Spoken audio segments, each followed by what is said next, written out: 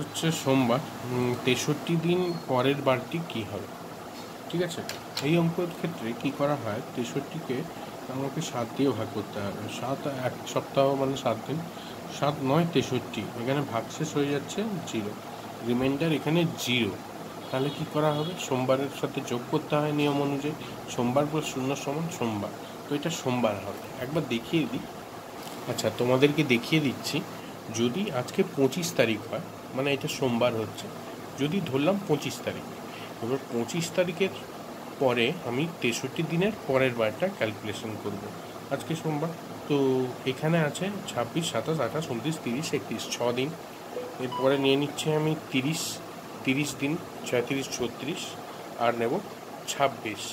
26 নিলে হয়ে যাবে আমার, কত হয়ে যাচ্ছে, 12। আচ্ছা, আরেক দিন নিতে হবে, তো এই 27 তারিখ।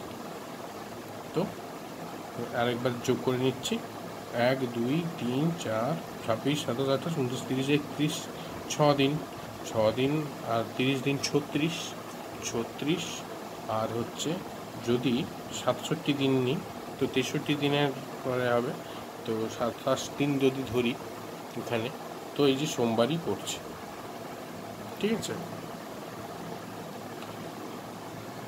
তো সোমবার হয়ে যাচ্ছে, এটাই হচ্ছে ব্যাপার।